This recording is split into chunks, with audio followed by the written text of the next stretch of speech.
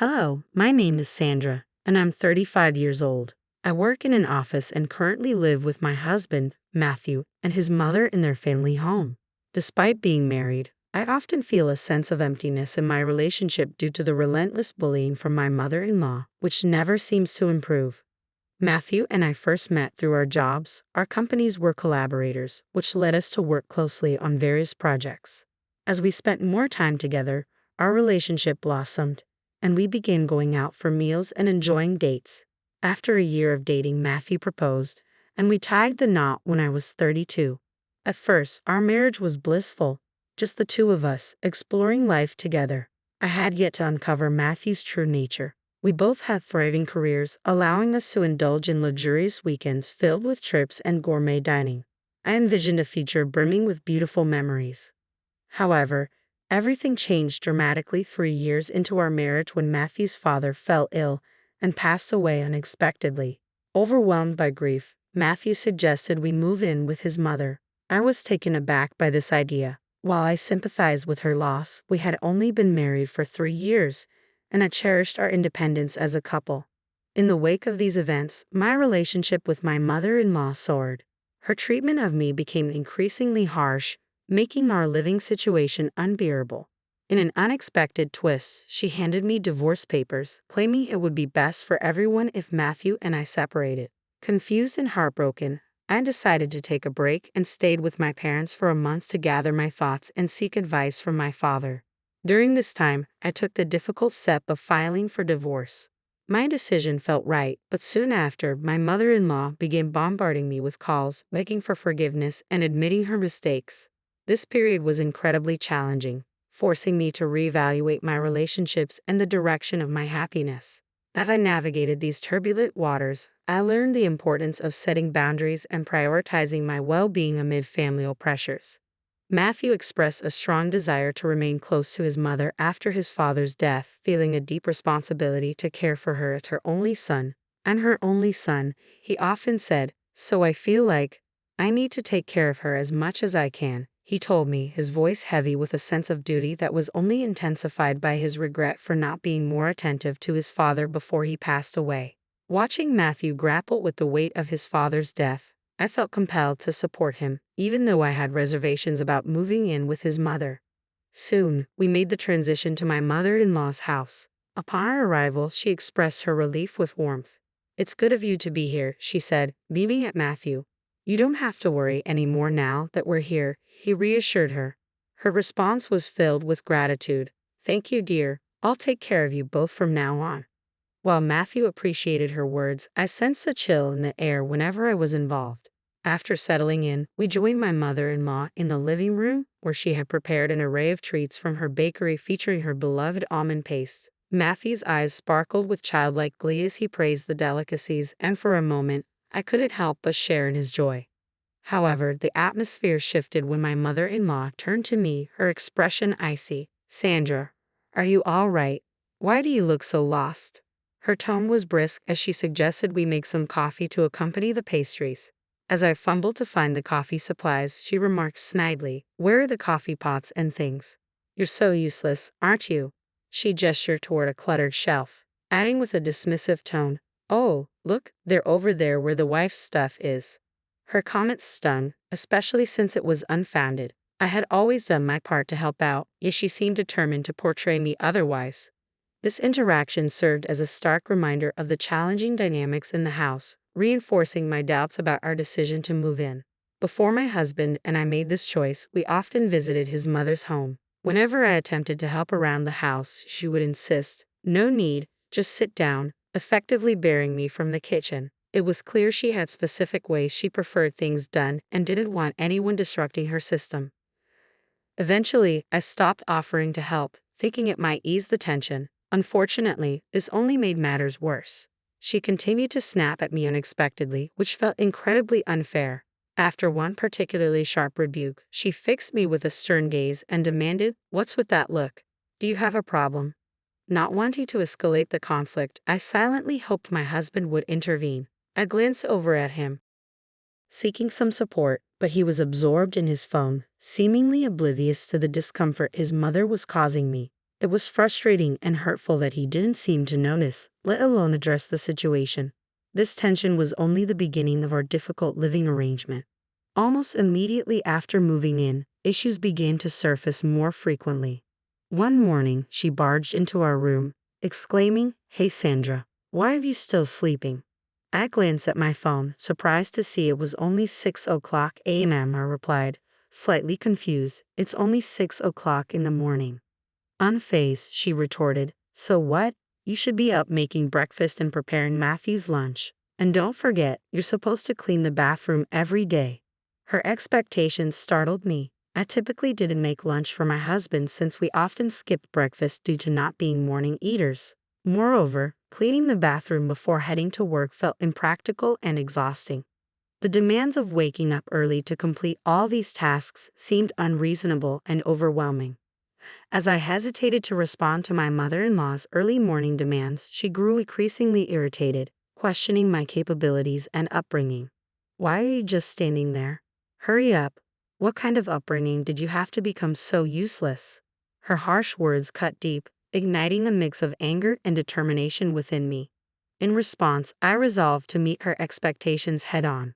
From that point forward, I began waking up at 6 a.m. every day, preparing not just basic meals but also more elaborate dishes for breakfast and lunch for both my husband and me. I made it a point to keep the bathroom impeccably clean, and to my surprise, I found a sense of satisfaction in maintaining a spotless space. It felt good to create an inviting environment.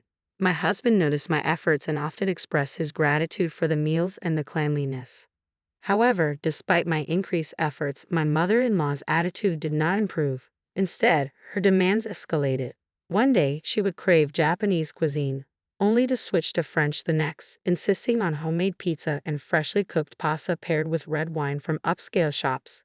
These requests came with the tone of a special occasion, yet they quickly became daily expectations. The most frustrating aspect was that my husband seemed to always side with her. He would instruct me to adhere strictly to his mother's wishes, saying, "Make sure you do it exactly how my mom wants," without ever offering to help. He completely disengaged from the tasks, leaving everything to me. As a result, our precious days off were consumed with preparing elaborate dinners for his mother. Moreover, she relentlessly critiqued my life choices. "You're a wife. Why are you still working? You should be at home, supporting your husband. Plus, you're getting older and your time to have children is running out. Do you realize you're almost worthless?" she asserted daily. Her words were not only demanding but deeply hurtful, causing me to reflect on her character and wonder about the kind of upbringing that shaped such a harsh personality. Her constant criticisms made me question the sustainability of living under such scrutiny and pressure. One particularly stressful day, compounded by work and the ongoing tension with my mother-in-law, my husband confronted me with an accusation. "My mom says you're neglecting the housework. Is that true? You never listen to me and always act defiantly. I used to appreciate the lunches you made every day, but now it's all frozen food," Matthew said, his voice laced with disappointment. "Do you believe what your mom says?" "Of course I believe her. Why wouldn't I? Are you suggesting my mom is lying?" His tone sharpened, dripping with accusation. "You're acting terribly as a wife. Can't you fulfill your role properly?" I was furious at his lack of understanding and support. "What are you talking about? Just look for yourself. I make homemade lunches, clean, do laundry, and cook dinner every day." My frustration boiled over. "I'm telling you to stop lying. What mom says is true," Matthew snapped, dismissing my efforts as if they were inconsequential. "You're acting crazy." "Crazy? You're such a mama's boy. What are you even saying? You never believe me or help me with anything," I shot back, the argument escalating quickly. His face flushed with anger, and our exchange marked a significant deterioration in our relationship. From that day on, home became increasingly challenging. Whenever my mother-in-law criticized or harassed me, Matthew began echoing her insults. "Hey, is dinner ready? I just got home. Hurry up," he demanded one evening as soon as he walked through the door. "You're so slow and useless," my mother-in-law added, her words hitting me like daggers. As they berated me, I muttered under my breath, "You're both failures," feeling exhausted and isolated. They then decided to go out to eat together. "Never mind. Let's just go out to eat," Matthew suggested abruptly. "That sounds good. Let's go," my mother-in-law agreed enthusiastically. I was left behind, completely excluded from the outing, a clear sign of how disconnected I had become from what was supposed to be my family. Each day, I endured insults and belittlement from both of them, making me question the viability of staying in such a marriage. Was enduring this relentless negativity really worth it? It was then that life handed me an unexpected chance to change everything. As I pondered this new opportunity, a flicker of hope ignited within me. I finally realized that I didn't have to endure the toxic environment created by my husband and mother-in-law any longer. Their usual taunts persisted, unabated. "You're worthless as a daughter-in-law. I can't fathom how my son ended up marrying you," my mother-in-law scolded, with Matthew smirking beside her, clearly enjoying the moment. Seizing the opportunity, I stood up with unwavering resolve. "I'm going back to my parents' house for a month," I announced. They both stared at me, their faces a mixture of surprise and anger. "What about the house? What if there's a fire?" my husband exclaimed, panic evident in his voice. "You're being incredibly irresponsible. If you leave, then just divorce my son," my mother-in-law shouted, her anger palpable as she yanked open a drawer and pulled out divorce papers, thrusting them at me. "Go ahead, sign them," she challenged. "Oh, Mom, you're prepared for this," Matthew remarked, clearly taken aback. "That's right, you have no choice but to obey us. If you don't like it, then get a divorce," my mother-in-law asserted, convinced of her control. "Fine, let's get divorced then," I responded decisively, surprising them both. Their eyes widened in shock at my firm stance, but I ignored their reactions and began filling out the divorce papers. "I'm done with my part, so please leave quickly," I told them, my voice steady. Matthew blinked in disbelief, unable to reconcile the woman standing before him with the one he thought he could easily manipulate. "Was that earlier just a bluff? That's lame," he muttered, struggling to grasp that I was genuinely reclaiming my life and independence. When I insisted on finalizing the divorce, Matthew's demeanor shifted dramatically. He glared at me sharply. "Don't mess around." "I'm serious," I asserted, my resolve unwavering. Without another word, Matthew snatched the divorce papers from my hands and swiftly filled in his section. He slammed the papers down on the table. "Is this good enough?" he asked, his tone bitter. "Even if you want to take it back, it's too late." "Oh well, this means it's over for you too," he declared, attempting to mask his dismay with bravado, a cold laugh escaping him. My mother-in-law chimed in, "In my heart, it's over for you guys." But I thought to myself, "It's truly over for you." With no further delay, I left their house and immediately submitted the divorce papers. When I returned to my parents' home, I recounted everything to my father, who was deeply shocked but promised to support me in whatever actions were necessary. A month later, my phone was inundated with calls from my mother-in-law. "Hello, what do you want?" I answered, my tone icy.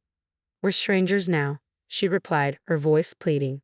"Please don't say that. Matthew and I are in a difficult situation." Her words dripped with insincerity. "Oh really? That must be tough for you," I replied curtly. Her response was predictably sarcastic, revealing the true colors of our fractured relationship. "I haven't said anything yet. I'd rather end this call. Can I hang up?" I pressed, eager to disconnect. "Wait, I have a favor to ask. Can you talk to your father?" she implored, her voice tinged with desperation. "Why should I, after everything you and Matthew put me through?" I shot back, irritation bubbling to the surface. "I'm sorry about that," she replied, attempting to mend bridges. "I didn't realize your father's company is an important business partner of Matthew's." Her words hit me hard. It turned out my father ran a successful company that had dealings with Matthew's. We probably discussed this before getting married, but at that time, my father-in-law was still alive, and my mother-in-law hadn't felt the need to involve herself in those discussions. As for Matthew, it was strange that he didn't remember, but perhaps he had forgotten while siding with his mother and criticizing me. When my father decided to sever business ties, Matthew's company offered to continue the contract by letting him go, resulting in his job loss. This turn of events highlighted the consequences of their actions and how my departure had set everything in motion. Matthew had ambitious plans to remodel our family home, anticipating us living together long-term. To finance these renovations, he had taken out a substantial loan. However, with his recent unemployment, managing the repayments became nearly impossible. Up until our divorce, I had contributed my fair share to our living expenses, which had helped keep us afloat financially. Now, with the divorce finalized, Matthew and my mother-in-law found themselves in a precarious situation. Why did you feel the need to show off by remodeling the house, Matthew? You're so proud, just like your mother. I couldn't help but think as I listened to their financial turmoil. My mother-in-law reached out again, her voice desperate. Please help me, she pleaded. I apologize for my mistakes, she added, her tone weak and devoid of her usual defiance. I'm sorry, but I can't forgive you for what you've done, I responded firmly. If you're expecting me to help, it's pointless. Instead, focus on finding a job, even if it's temporary. This conversation is a waste of time, so I'm ending it now. With that, I ended the call and took the decisive step of blocking their numbers. Later, I learned that Matthew and his mother couldn't keep up with the mortgage payments and were forced to sell the house. It was a relatively new home, one that could have comfortably supported my mother-in-law through her retirement. It was a shame that their poor financial management and unnecessary extravagance led to such a waste. They ended up relocating to an apartment on some island where my ex-husband now works part-time. This drastic change in their circumstances highlighted the impact of their actions and our severed ties. While they now relied on my mother-in-law's pension to make ends meet, I was preparing for a significant change in my own life. Instead of renting a new place right away, I decided to stay with my parents until my departure. This time with them was precious to me, and I intended to cherish every moment until I moved overseas. I was filled with excitement and hope about starting anew in a different country. Despite the past difficulties with my ex-husband and mother-in-law, I remained optimistic about what the future held. It puzzled me why they had treated me poorly, but I felt relieved to have severed those ties. Perhaps in this new chapter abroad, I might even meet a wonderful partner and explore the possibility of an international marriage. I genuinely wish happiness for my ex-husband and mother-in-law in whatever their future endeavors might be. Thank you for following my story. If you found it engaging, please consider subscribing to the channel. I look forward to sharing more updates and stories with you as I embark on this exciting journey.